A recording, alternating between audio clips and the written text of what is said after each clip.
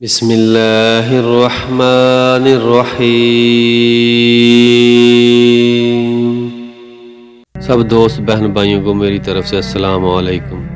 جی دوستو، آج کی ہماری جو ویڈیو ہے وہ شفاعت کے حوالے سے ہے کہ آخرت کے دن ہم اپنی شفاعت کی فریاد کس کے پاس لے کے جائیں گے اور کون ہماری شفاعت کرے گا، یہ سب جانیں گے ہم اس ویڈیو میں۔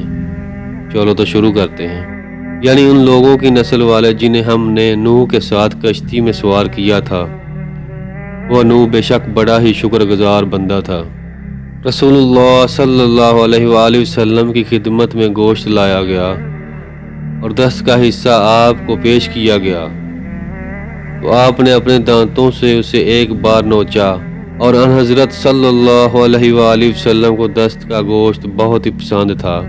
آپ نے فرمایا کہ قیامت کے دن میں سب لوگوں کا سردار ہوں گا۔ تمہیں معلوم بھی ہے یہ کون سا دن ہوگا؟ اس دن دنیا کے شروع سے قیامت کے دن تک کی ساری خلقت ایک چٹیل میدان میں جمع ہوگی کہ ایک پکارنے والے کی آواز سب کے کانوں تک پہنچ سکے گی اور ایک نظر سب کو دیکھ سکے گی۔ سورج بالکل قریب ہوگا اور لوگوں کی پریشانی اور بے قراری کی کوئی حد نہ رہے گی، جو برداشت سے باہر ہو جائے گی۔ لوگ آپس میں کہیں گے، دیکھتے نہیں کہ ہماری کیا حالت ہو گئی ہے، کہ ایسا کوئی مقبول بندہ نہیں ہے جو اللہ پاک کی بارگاہ میں ہماری شفاعت کرے۔ بعض لوگ بعض سے کہیں گے کہ حضرت آدم علیہ السلام کے پاس چلنا چاہیے۔ چنانچہ سب لوگ حضرت آدم علیہ السلام کی خدمت میں حاضر ہوں گے اور عرض کریں گے، آپ انسانوں کے پردادا ہیں۔ اللہ تعالیٰ نے آپ کو اپنے ہاتھ سے پیدا کیا اور اپنی طرف سے خصوصیت کے ساتھ آپ میں روح پھونکی۔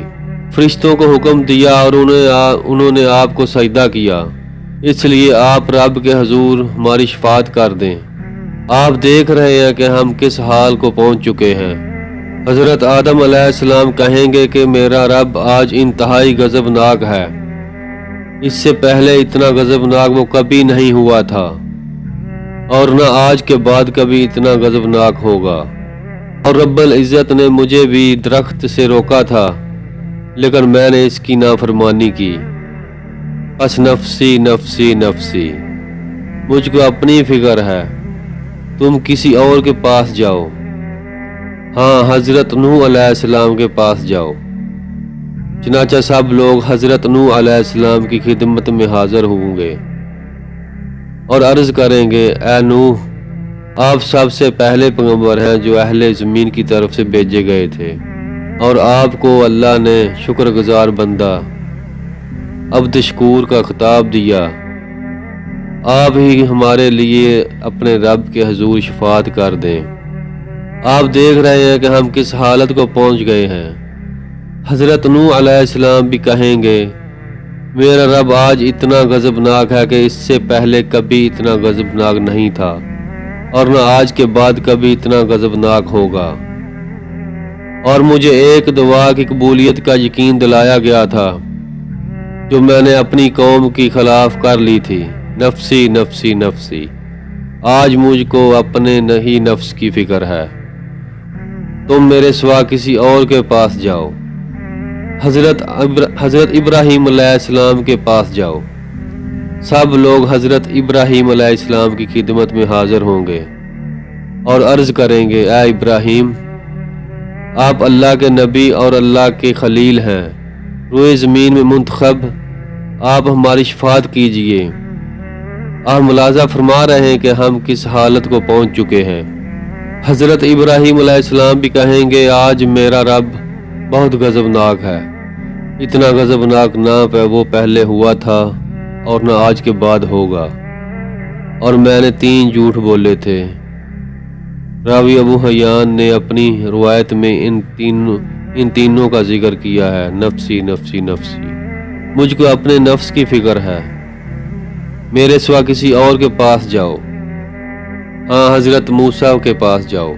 سب لوگ حضرت موسیٰ علیہ السلام کی خدمت میں حاضر ہوں گے اور عرض کریں گے، اے موسیٰ، آپ اللہ کے رسول ہیں، اللہ تعالیٰ نے آپ کو اپنی طرف سے رسالت اور اپنے کلام کے ذریعے فضیلت دی۔ آپ ہماری شفاعت اپنے رب کے حضور کریں۔ آپ ملاحظہ فرما سکتے ہیں کہ ہم کس حالت کو پہنچ چکے ہیں۔ حضرت موسیٰ علیہ السلام کہیں گے کہ آج اللہ تعالیٰ بہت غضبناک ہے، اتنا غضبناک وہ پہلے کبھی نہ تھا اور نہ آج کے بعد کبھی ہوگا۔ میں نے ایک شخص کو قتل کر دیا تھا، حالانکہ اللہ کی طرف سے مجھے اس کا کوئی حکم نہیں ملا تھا۔ نفسی نفسی نفسی، بس مجھ کو آج اپنی فکر ہے، میرے سوا کسی اور کے پاس جاؤ۔ ہاں، حضرت عیسیٰ علیہ السلام کے پاس جاؤ۔ سب لوگ حضرت عیسیٰ علیہ السلام کی خدمت میں حاضر ہوں گے اور عرض کریں گے، اے حضرت عیسیٰ علیہ السلام، آپ اللہ کے رسول ہیں اور اس کا کلمہ ہے جس سے اللہ نے مریم علیہ السلام پر ڈالا تھا، اور آج اللہ کی طرف سے روح ہے۔